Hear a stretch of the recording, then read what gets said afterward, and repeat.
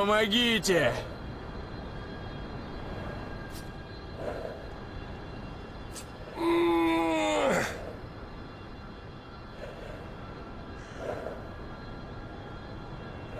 Выручайте!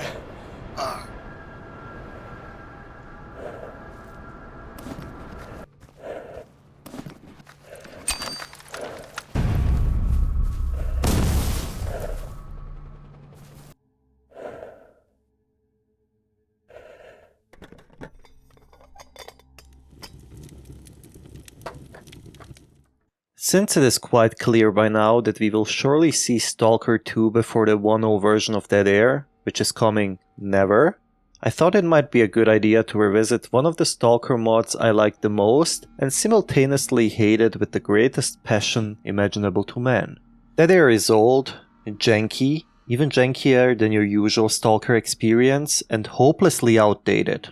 While 1.0 was promised, it is obviously unreleased, and so Dead-Air is perpetually stuck on an unstable version that could be called a beta. That is, if we wanted to be totally unfair and give it more merit than it deserves.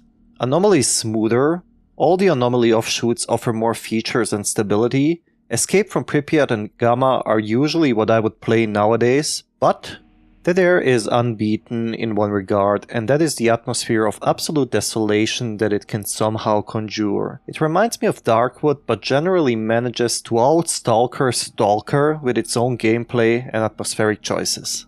We start out as a loner, as there is no faction selection in Dead-Air, and remembering that I played this last time sometimes in 2018 or 19, it's actually a horrible realization how much of it I do remember.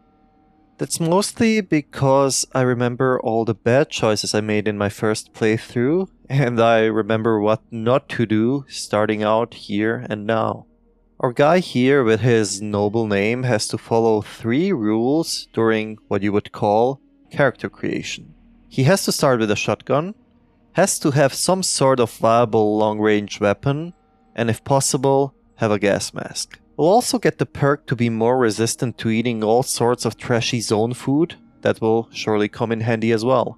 I remember the tedious hours of acting smart on my first playthrough, thinking I will just find a viable weapon, not making that mistake again. So we opt out for your basic Stalker equipment, your usual, with a sawn-off for muties and an AKSU-74 in a fair state, which is not half bad since this is Dead-Air. The rookie village is pretty much unchanged. We get some missions from the chief scammer in charge, Sidorovich. Now, Dead-Air features a unique reputation system which you might not be aware of. Of course, the usual applies, kill bandits, bandits hate you, but there are also shared reputations. More on this later.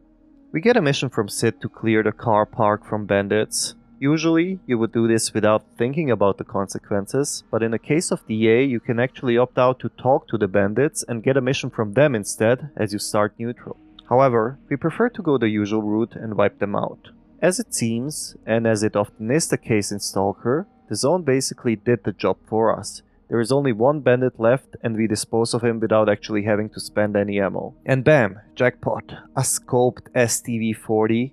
Getting a scope in DA is no small thing. This way, we will be able to scout out enemies far better, avoid engagements if needed, and even though the STV is totally broken, it will be sufficient to place a shot here and there when needed. The scoped weapon opens up another opportunity. Fanatic gave us a mission to end the annoying transmission coming from the military checkpoint. However, we're pretty sure that the military won't be thrilled by a Stalker trying to get close enough to shoot the thing with a pistol. Luckily for us, the STV does the job. These first missions teach you some of the basics of DA. Faction reputation matters a lot for progress and gear, and you don't want to fuck with the big boys, aka the military. It also teaches you that weapons and ammo are hard to come by, and that you have to get used to situational loadouts and using trash in certain situations where you can't get ahead with your usual gear. We decide to move to the swamp, as I remember the Clear Sky base having a lot of missions and opportunities to make cash.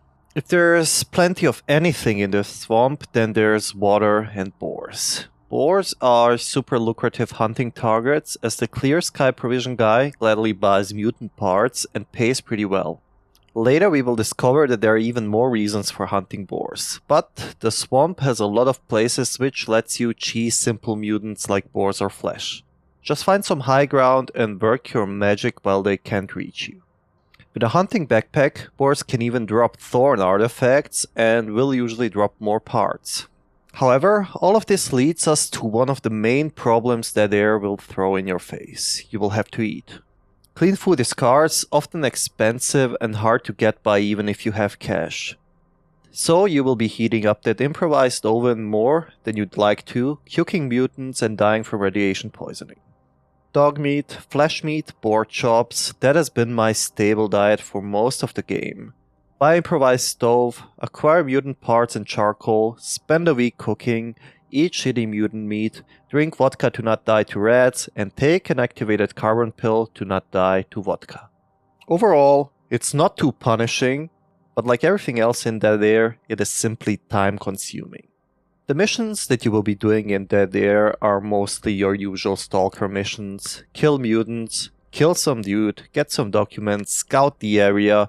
There's nothing outstanding about those and they're mostly there to prop up your reputation grind and to give you reasons to move around. As mentioned earlier, one of the more unique features of Dead Air are the shared reputation systems, as well as how better gear is unlocked. In principle, it's the same old, do missions for faction, gain reputation, kill faction, lose reputation. However, some reputations are intertwined in Dead Air. For example, if you kill military, you will lose rep with both ecologists and duty. That can, theoretically, force you into complicated situations. Like for example, how would you get the S.T.A.L.K.E.R helmet from the ecologists if you tanked your reputation enough through killing soldiers? The shared reputation system leaves mixed impressions for me. While it makes sense from a lore standpoint, it does limit your freedom in some ways, as the military spawns around the zone and you will have to do a lot of things to actively avoid killing them. Let's fast forward a bit. After doing some missions and decreasing the local boar population by standards that are probably not ecologically viable, we now have some semblance of gear. This light, clear sky armor will do for now and will carry us until we get something better or unlock better gear. Exploring the zone leads us to the first area that is substantially changed in Dead Air, and that are the army warehouses. The freedom base there is no more, and it is obvious due to well-designed environmental storytelling that the freedom base was destroyed by a serious monolith attack.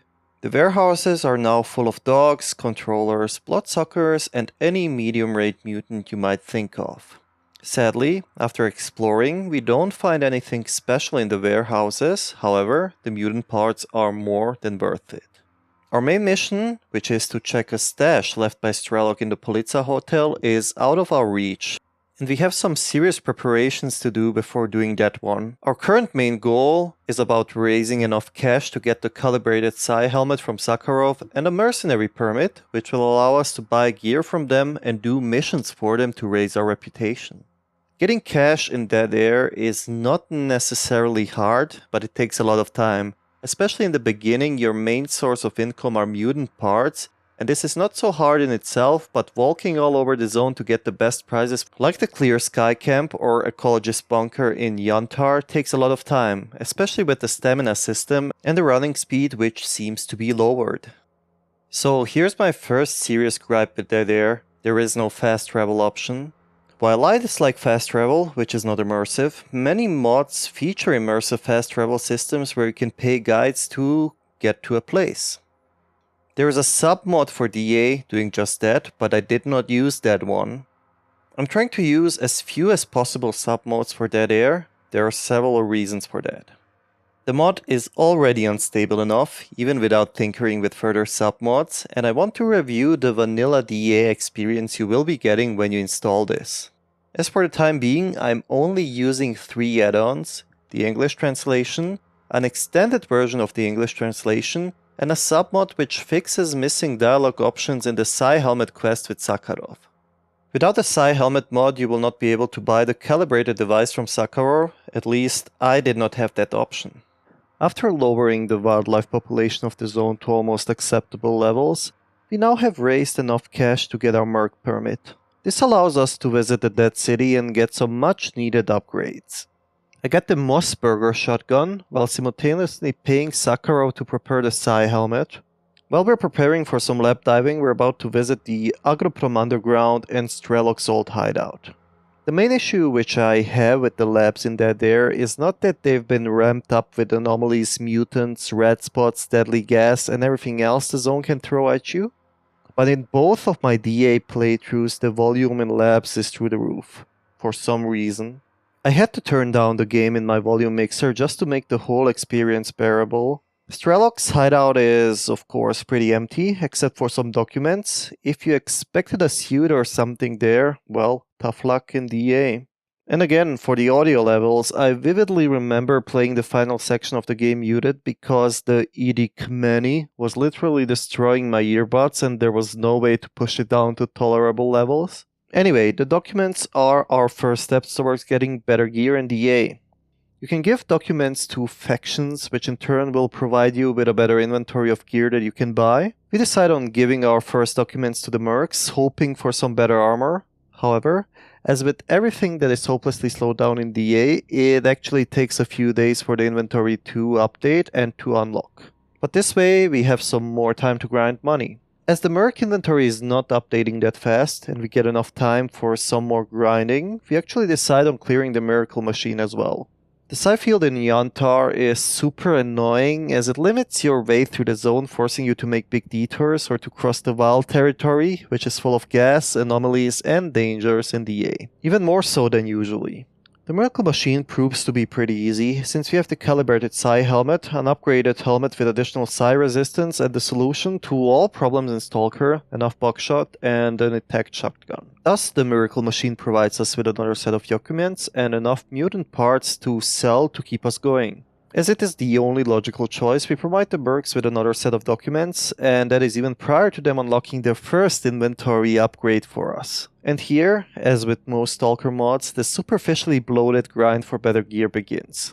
I spend hours and hours grinding money to get the best merc armor I can, and by the time I got it, I'm, well, burned out. If it wasn't for the fact that I had beaten DA before, this might have been the point where I stopped and never experienced anything further. Anyway, I've seen enough. For this video, which was and is intended as a look at an old favorite in the current year of our Lord, I might as well review the experience I've had so far, as well as the impressions I've had on my first playthrough. It must be said, DA leaves a lot to be desired, but there are also many things no other Stalker mod can and will offer. The strongest point of DA, although this could be seen as the most subjective point, is the atmosphere.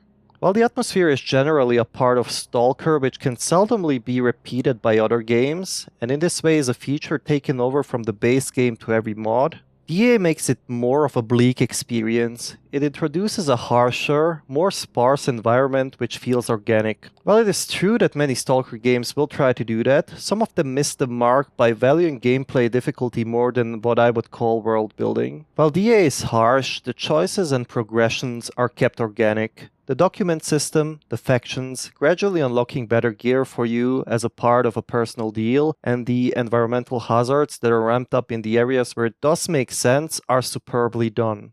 Where not, well, we'll address that in a minute. For the most part, the immersive atmosphere is not held back by any meaningful choice done by the dev, but more by the instability and jankiness of the whole experience, which might take you out of your immersion. As with all Slavjank, a high tolerance to it is a prerequisite to enjoying Dead Air.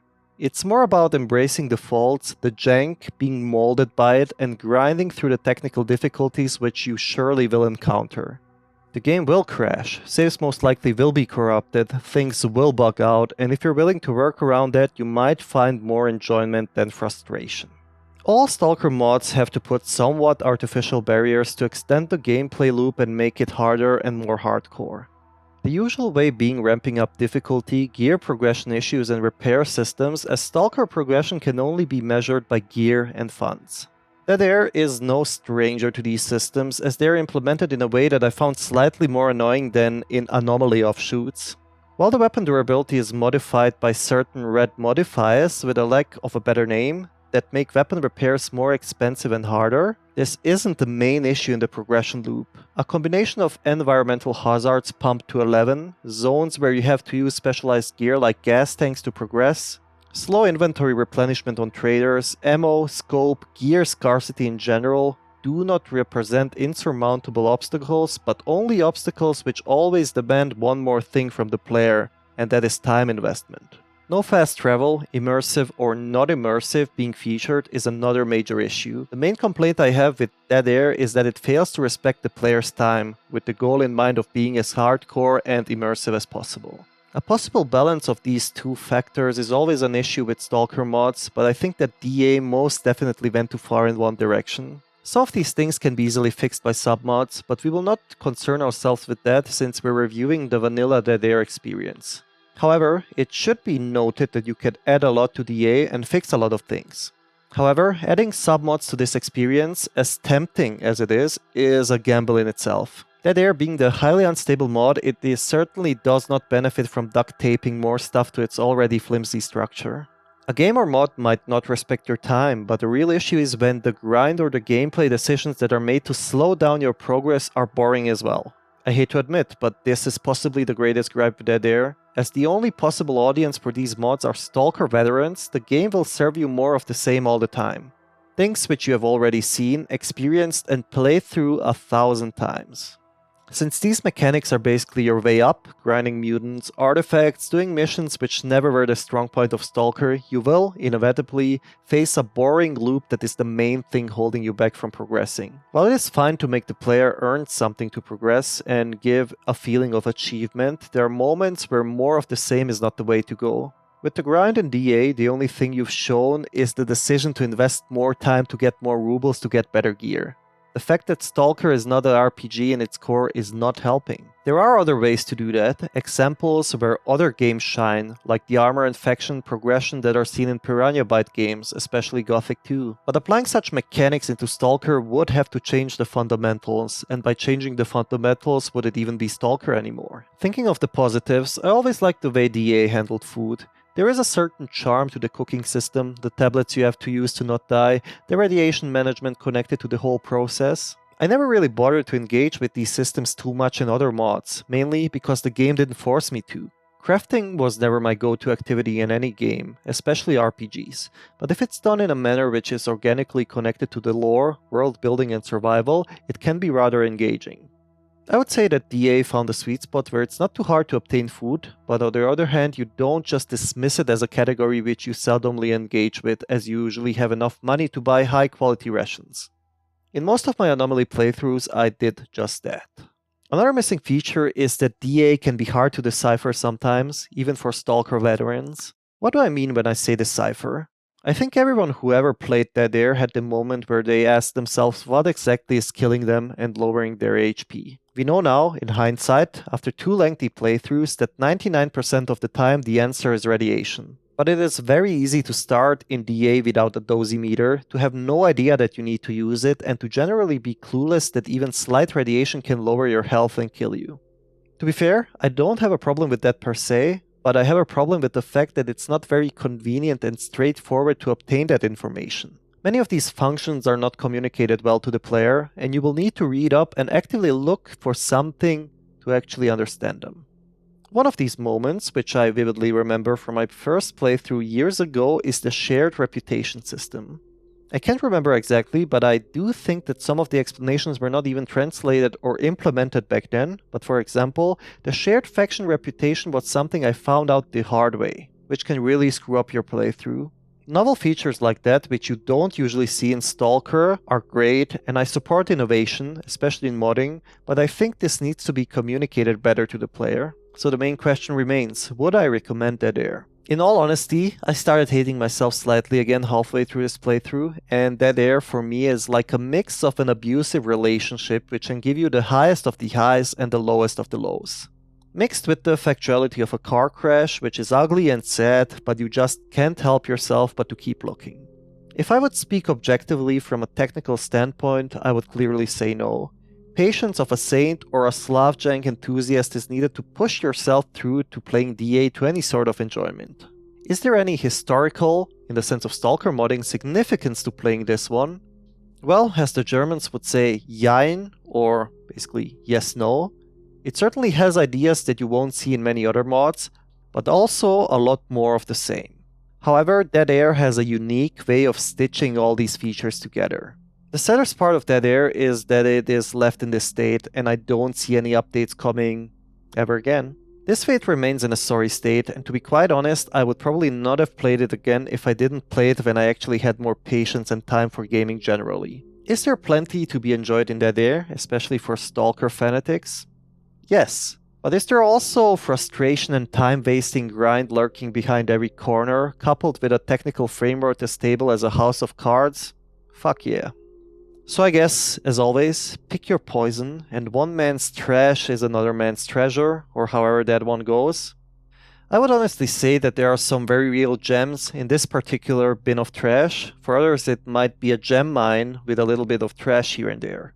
Okay, yeah, I'll stop with the analogies. Consume at your own peril.